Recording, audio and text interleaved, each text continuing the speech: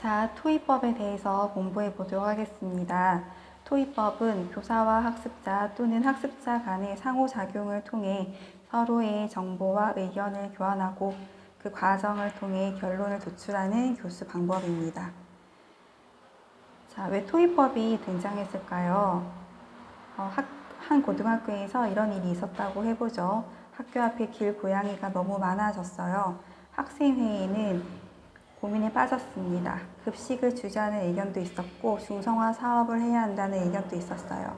반대로 먹이를 주면 개체수가 더 늘어난다는 의견도 나왔죠. 이 문제는 정답이 하나가 아닙니다. 교사가 칠판에 답을 적어 준다고 해결될 문제도 아니죠. 그래서 학생들이 서로 의견을 나누기 시작합니다. 바로 여기서 토의법이 등장합니다. 토의는 단순히 자신의 의견을 발표하는 활동이 아니라 학생들은 다른 사람의 의견을 듣고 반박하기도 하죠. 자신의 생각을 수정하기도 하고요. 그리고 서로의 의견을 종합해 결론을 만듭니다. 즉, 지식을 전달받는 것이 아니라 함께 구성하는 과정이죠. 그래서 상호작용이 중요하게 되는 겁니다. 그래서 토의법에는 어떤 능력이 필요할까요? 길고양이 문제를 논의하는 학생들을 떠올려 보면 자료를 찾고 다른 사람의 의견을 이해하고 찬성과 반대를 비교하고 마지막으로 최선의 해결책을 선택하죠. 이 과정은 단순 암기가 아니라 이해 종합 평가 같은 고등 사고 능력이 요구됩니다. 이해 종합 평가 같은 고등 사고 능력이 요구됩니다. 자, 토의법의 장점은 강의를 들을 때는 조용히 앉아있기만 하면 되죠. 하지만 토의에서는 반드시 자신의 의견을 표현해야 해요. 학생들은 문제 해결 과정에 직접 참여하게 되고 자연스럽게 학습 동기와 흥미가 높아집니다. 이것이 학습자의 적극적인 참여와 동기 유발, 장점이 되는 겁니다. 두 번째 장점은 길고양이 문제를 해결하려면 자신의 의견만 주장해서는 안 되고 다른 사람의 말을 경청해야 하죠. 의견을 조정해야 하고 합의를 도출해야 합니다. 이 과정에서 의사소통 능력과 사회적 기능이 향상됩니다. 그런데 토의가 항상 성공할까요? 현실은 그렇지 않습니다. 자, 토론을 좋아하는 학생 두세 명만 계속 이야기할 수도 있어요. 나머지 학생들은 침묵하는 경우가 나오고요. 그래서 결국 다양한 의견이 나오지 못할 수도 있는 그런 단점이 생길 수 있습니다. 소수의 학생만 토의에 적극적으로 참여할 수 있는 그런 단점이 생길 수 있고요.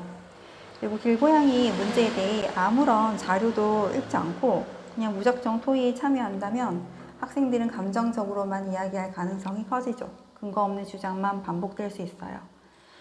우리가 스터디 같은 거 할 때도 스터디를 준비하지 않고 미리 공부하지 않고 스터디 참여할 수도 있어요. 하지만 그랬을 때는 제 생각에는 그런 사람은 거의 말을 하지 않아야 된다고 생각합니다.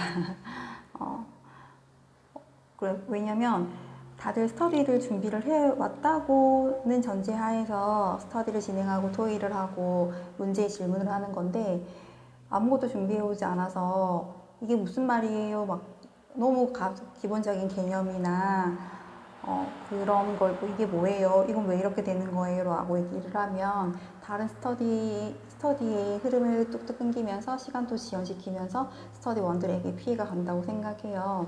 그래서 토의가 바로 같이 모여서 스터디하는 거랑 비슷하죠. 그래서 충분한 준비가 없으면 학습 효과가 떨어집니다. 본인이 참여했을 때 본인도 효과가 떨어져요. 아무 준비도 하지 않고 스터디에 참여하면 아무것도 알아듣지 못해요.